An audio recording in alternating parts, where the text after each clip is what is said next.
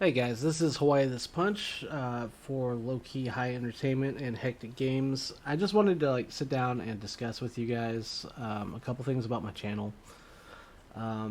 First off, I'm not here to make profit off of the channel. Um, the like and subscribe button does help. If you could click that, that'd be great.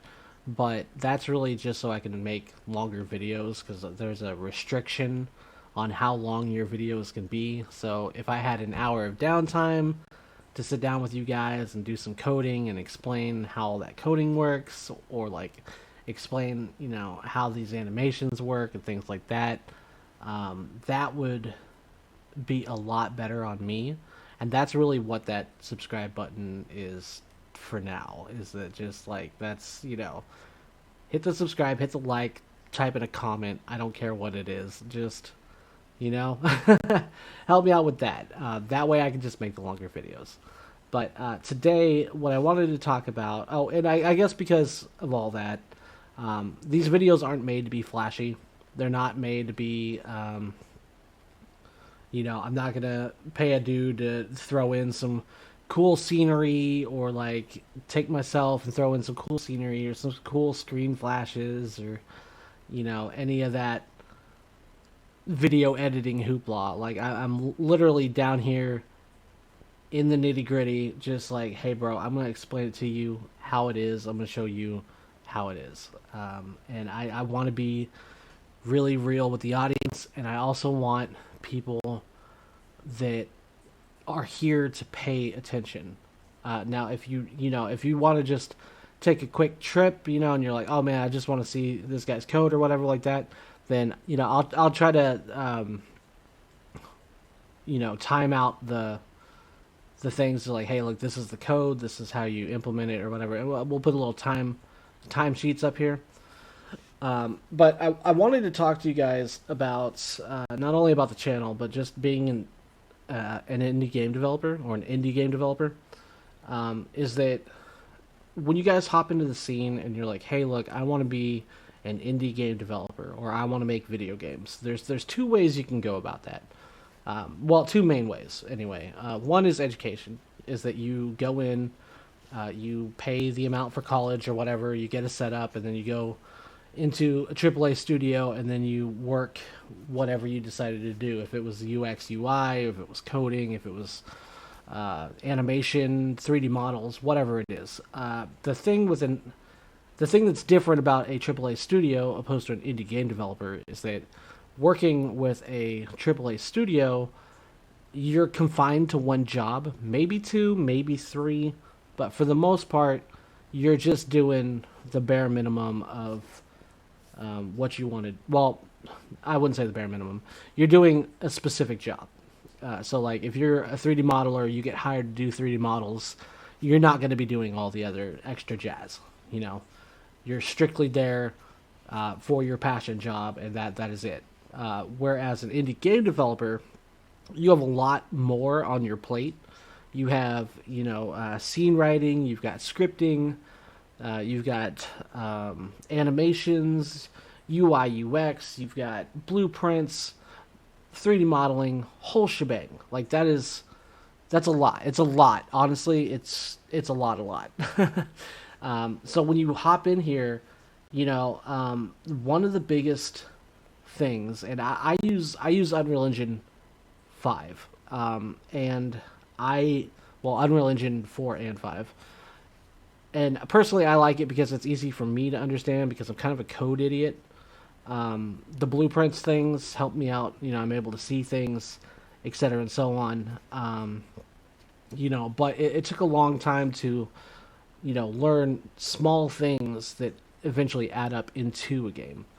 Um, so, as an indie game developer, my thought process here, or what I wish I would have done beforehand, because when I first hopped in, I wanted to make this big ass AAA title. I was like, man, I want to make a fighting game with an RPG storyline, and that's a lot of work.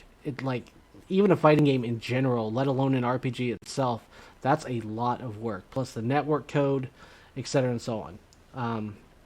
So what I would suggest, if you're starting out and you're just curious of how everything works, how you like what kind of game you want to produce, um, and I know it sounds like super redundant, but start with something small. It doesn't have to be the most flashy game ever. Find your strength and go from that. So like if you like using Blender, if you like doing like the 3D modeling and things like that, then do that. Like for instance, I made this little car here. It's a little smart car. Um, I like it. It's put together, and I thought it was kind of cool. It might not be a car you'd see in a video game, but then again, if you're the developer, you can do whatever you want to do with it. But start with that. Make your 3D model, put it in a game environment, and say like, hey, like I like to do this scenery thing. Maybe you want to, have a cool look to everything. Maybe you want, something that is hyper realistic. But focus more on your strengths and make the game more about that. So like if you like doing animation and things like that, then like do that. Learn how the animation tree works, put it together, and then make a cool game that's fun and short that has a bunch of cool animations in it. Or like cool battle scenes or cool cut scenes or whatever. The thing is that like when we look at what kind of platform we want to put our game on, like I was struggling for a long time if I wanted to do Unity or if I wanted to do Unreal Engine. And it came down to the coding is what I decided, was that Blueprints was a lot easier for me to understand, and so that's why I hopped into Unreal Engine. It has nothing to do with the graphics, it has nothing to do with anything else besides that. That I knew that being an indie developer, that was easier for me to understand than C sharp. And it might be different for you guys. So I'm not saying that you have to use Unreal Engine. I'm not saying that you have to use Unity. You could use JavaScript if you're good at it. I mean, by all means. But the thing is that when you're making these games, as an indie developer, because you have so many other things that you have to do besides your passion,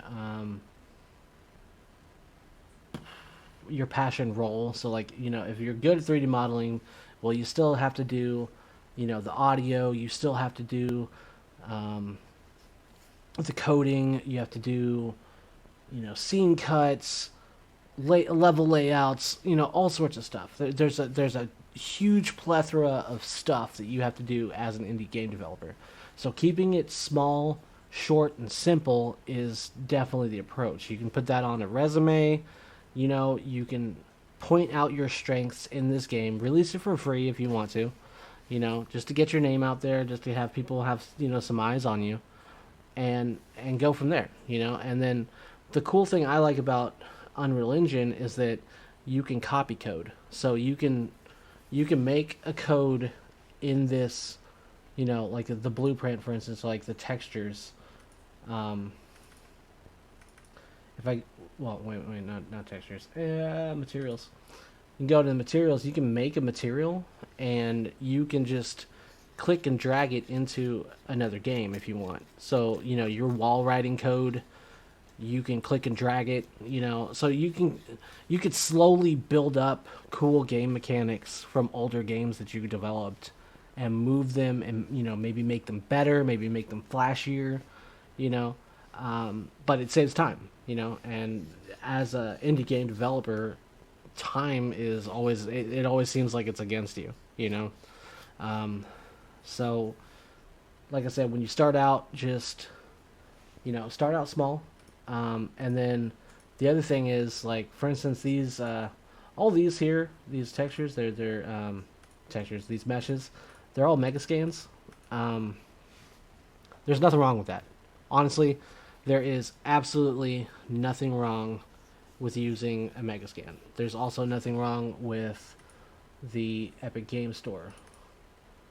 Um, da da da.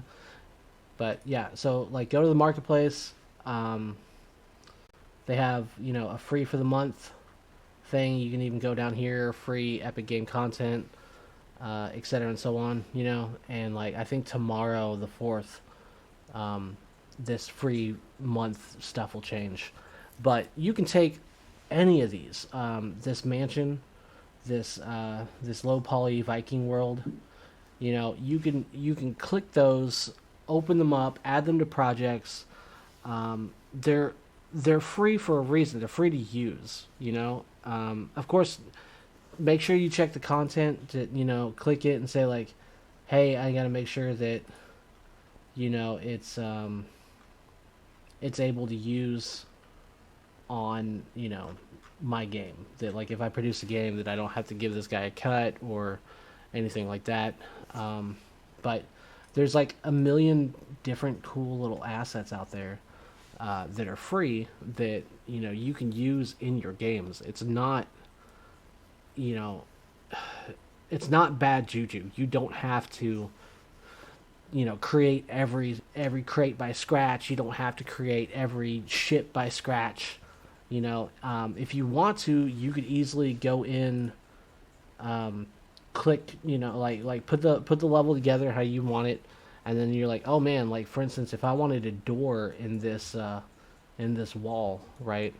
I can click this wall, file, and I can export my selected thing into Blender, and it will bring this model up in Blender, where I can go in, model. I could put a hole right here, or I could like make the ledge steeper or something like that. I can edit anything I want to, as far as 3D assets go, and so you don't have to have the same stereotype, whatever. Like for instance, this one has like the cool dragon thing. If you wanted a mermaid, get a mermaid. Get a mermaid, stick it on that sucker. Make it look cool. Kind of give it your own hoopla. It's not. These aren't made to facilitate your game. They're not made to make your game. They're more like suggestions or a stepping stone, or the prototype to your game. Like you don't have to use these textures. You don't have to use the tower. You can make everything yourself, or you can make take an existing one and make it unique to your game. So that's a big issue that I know a lot of people have, that they play games and they're like, oh man, this is straight up from the asset store.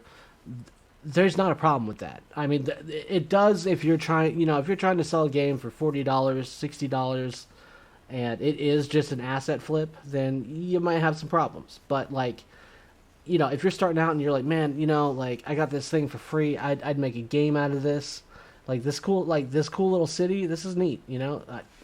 Make a game out of it. Like I don't know, make a marketplace game or something. And just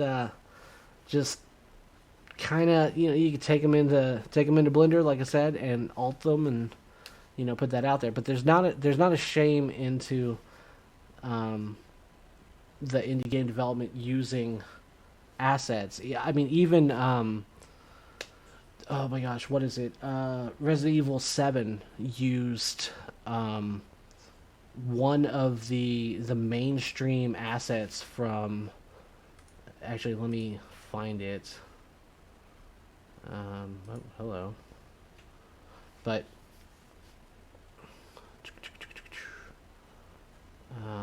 let's see, you're free. Epic Game content. Yeah, it's probably going to be down here for a little bit. But there is anyway, there's a thing on. Man, I wish I could really find it for you guys. But when you play Resident Evil 7, there's a scene in the very first game that you run into this scarecrow in in a farm location. It's basically right in the very first part of the game. You'll see the scarecrow kind of hanging out in the fields, and those fields and that scarecrow, they were taken straight out of Unreal Engine's free marketplace. They just went in, they retextured a bunch of stuff. They left the scarecrow basically the same, and that's why you can really pinpoint that out. But nobody complains about that.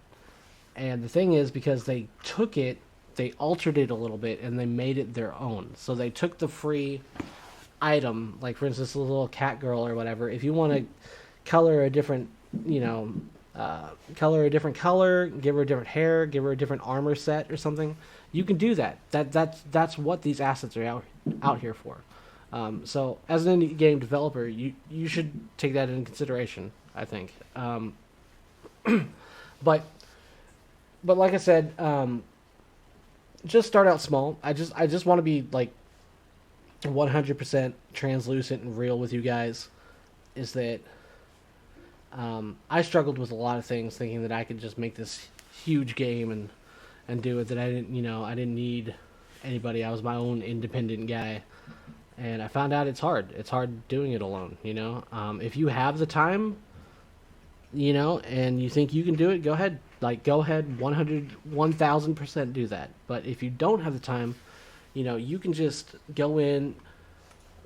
You could code one thing. You can make it a chore almost, and just come in once a week and say like, okay, well, I'm gonna code one mechanic. And so you go in, you code one mechanic for that week, and then you're done with it, and then like the next week you do another mechanic. It'll eventually add up into a game.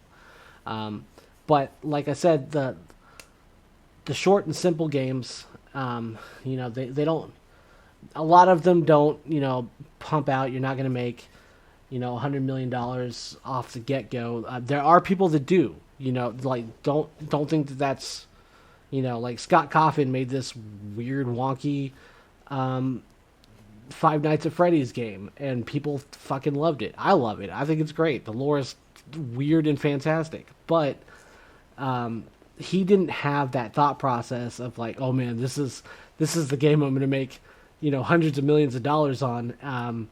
No, he was just doing what he liked to do, and he put it together the best he could. And sure enough, that's what hit off. It was a new game with a new idea that was fun, So just like draw your games out, have like a fun mechanic, have a game that you would want to play, and then make that game. Make it short, make it simple, Get your name out there, and you can, work with other indie game developers. You could work with AAA titles, etc. and so on.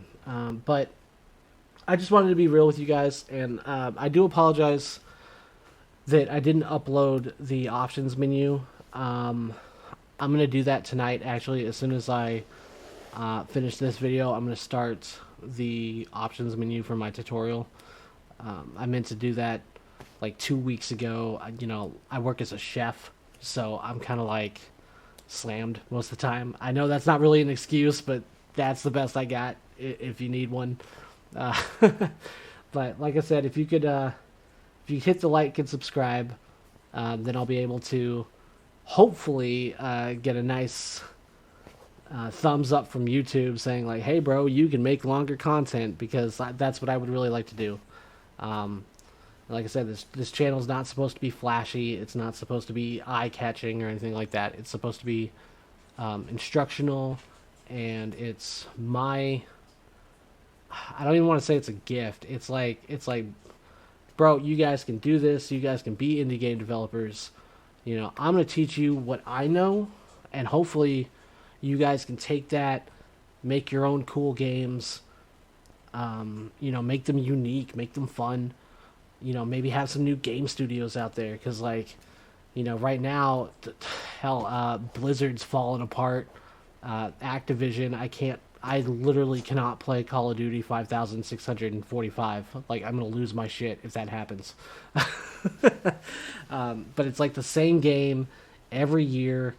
You know, these big title companies, they're afraid to try new things because they're afraid of flopping and all that nonsense. You know, like I want a better community, and I want like players to enjoy the games that they play, and I also want developers to enjoy the games that they make. You know, and that's really what this channel's for. It's nothing, like I said, nothing super fancy. It's not about the views. It's not about um, the whole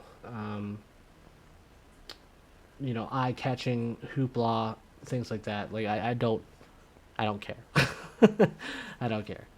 My big thing is that I'm just trying to help you guys out, because by helping you guys out, it does by technicality help me out, and then like I said, if you find some kind of cool mechanic, or you want me to make a cool mechanic for you guys, like let me know, and I'll go in there, I'll teach you guys how to 3D model, I'll teach you guys how to do the coding, to the best of my ability. And if you find something like, I don't know, say I make a wall running mechanic, and you're like, bro, there's a better way to do that, like link me that YouTube channel. I'll jump right in there, and I'll be like, damn dude, that guy was right, that's awesome, can I use this? Like, so like I said, just giving you guys an update, and I'm gonna go work on that options menu.